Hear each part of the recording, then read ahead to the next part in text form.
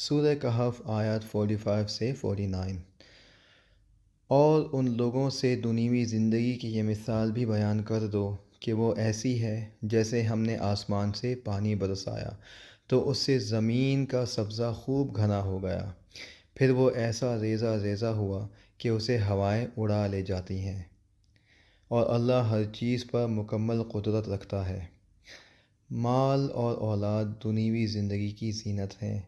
اور جو نیکیاں پائیدار رہنے والی ہیں وہ تمہارے رب کے نزدیک ثواب کے اعتبار سے بھی بہتر ہیں اور امید وابستہ کرنے کے لیے بھی بہتر۔ اور اس دن کا دھیان رکھو جس دن ہم پہاڑوں کو چلائیں گے اور تم زمین کو دیکھو گے کہ وہ کھلی پڑی ہے، اور ہم ان سب کو گھیر کر اکٹھا کر دیں گے اور ان میں سے کسی ایک کو بھی نہیں چھوڑیں گے، اور سب کو تمہارے رب کے سامنے صف باندھ کر پیش کیا جائے گا۔ آخر تم ہمارے پاس اسی طرح آ گئے جس طرح ہم نے تمہیں پہلی بار پیدا کیا تھا۔ اس کے برعکس تمہارا دعویٰ یہ تھا کہ ہم تمہارے لیے یہ مقرر وقت کبھی نہیں لائیں گے، اور اعمال کی کتاب سامنے رکھ دی جائے گی۔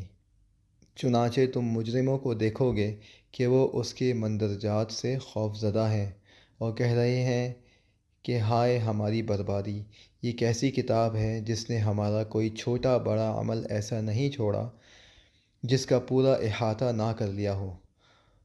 اور وہ اپنا سارا کیا دھرا اپنے سامنے موجود پائیں گے،